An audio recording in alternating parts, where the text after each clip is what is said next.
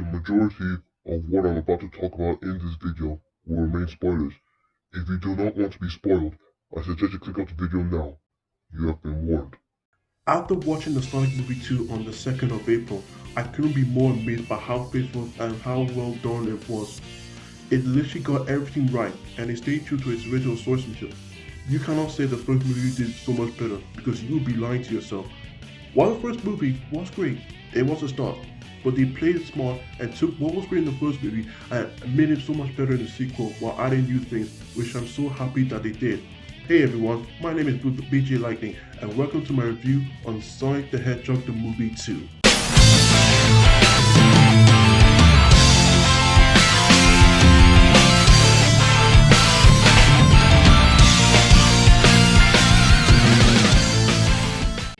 Alright, so to start off, I'm going to summarize a brief description of the plot and then afterwards I'm going to give my full thoughts and opinions on the movie as a whole.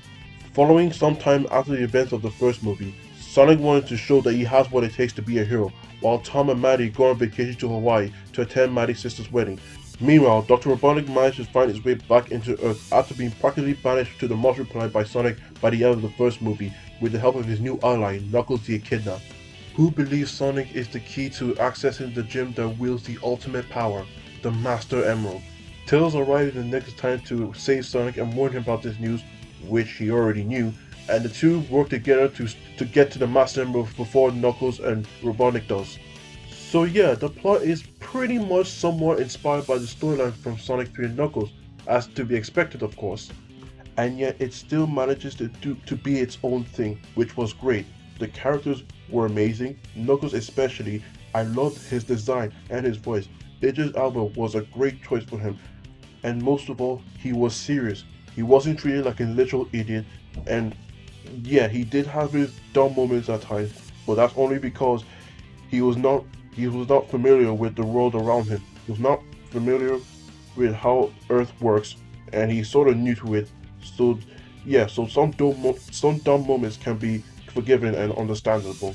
And Jim Carrey, boy, he once again nailed it as Robotnik. The way he balanced out the comedic tone, yet somehow still manages to sound threatening, was on point. But what really gets me is that, unlike other medias, Robotnik was able to physically harness the power of the Master Emerald instead of just powering it to his machines, which was something that was never done in any form of Sonic media. And I also love how he uses it to create the death robot by snatching objects and machine parts from the town of Green Hills. It was a cool new and original idea added in, and a nice kind of change. I also like how Sonic was portrayed here. He was just as good as he was in the first movie, and I'm all for the slightly different take to the character. And even though Ben Schwartz wasn't my favorite voice for Sonic, not as much as Ryan Drummond or Jason Griffith, I think he still did a pretty good job in voicing the character. Tails, on the other hand, is just as better as he is in recent games, and I also love the fact that he got his current video game voice actor to voice him in this movie. I'm so happy that he went for that decision. They could have gotten any AAA voice actor to voice Tails, but they didn't. And I also heard from some people that they thought they would get Tom Holland to voice him, but to be honest, I don't see him as a perfect fit. Hell, I even tried to imagine how he would sound like if he was the voice of Tails, but nothing popped up in my head. So I'm happy they chose this decision and decided to go for the video game actor instead. The rest of the human cast was fine, and I believe Tom and Maddie has gotten slightly more interesting since the first movie. And I also like the fact that they're taking the role as Sonic's new adopted parents. And it also shows that although Sonic may have lost everything, like losing Lockjaw when he was a kid, he did gain new things, like gaining some new friends and a new family. And during the snow scene, we got to see more of Knuckles' backstory, as when he was a kid, his father and his tribe has managed to pinpoint Longclaw's location. Knuckles tried to join the fight, but his father stopped him as it wasn't his moment, which was sadly the last he heard or saw his father, leaving him the last remaining Echidna. And it tells us that Sonic wasn't the only one that lost something that day, it was also Knuckles. And it just shows that this is something that the both of them can relate to, since they both suffered tragic losses. Another thing I like about this film is about how well they've done their references. The placing of these Easter eggs felt so natural, and they know exactly when to place them in instead of just forcing them in. Though my favorite reference has to be the scene where Supersonic taps the giant egg robot, making it fall over, which is a small reference to Sonic 06, which is quite surprising since Sonic 06 was considered to be an incredibly terrible game that destroyed the Sonic franchise, but at least nearly destroyed it, literally. But it's still great to see them representing every crummy bit of Sonic history in there, even the lowest points. But my favorite scene out of the whole movie has to be the scene where Sonic, Tails, and Knuckles all work together to try and take down the giant Eggman robot. This is no doubt my favorite scene because it is a giant nod to their team up in Sonic Heroes. And in case you guys haven't know, Sonic Heroes is both my favorite and very first Sonic game I've ever played. So essentially seeing Team Sonic come together in this film just brings a huge smile on my face, and it was such a wonderful thing to see.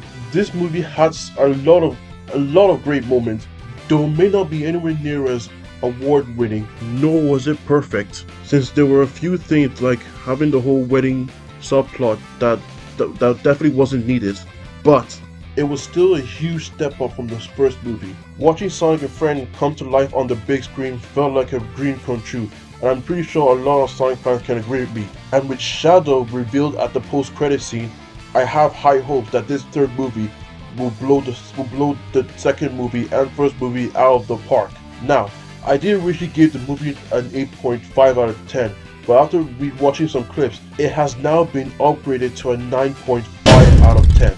This movie was such a magnificent work of art and a sweet love letter to the Sonic franchise and the Sonic fandom that I'm already excited for the third movie. Hell, even before the second movie released, they already announced the third movie, which just shows how confident Paramount is in this movie franchise, and I can't wait to see where it goes from here.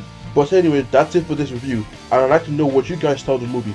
Comment down your opinions and thoughts in the comment section below. And yeah, I forgot to mention in the beginning of this video, yes, I have changed my channel name. I decided to ditch the whole role-playing thing because I just felt like while role-playing and making a video just felt a little too hard for me. I couldn't really do that type of multitasking, so I decided to just show out my true self. I hope you guys are okay with that. If you're not, then whatever.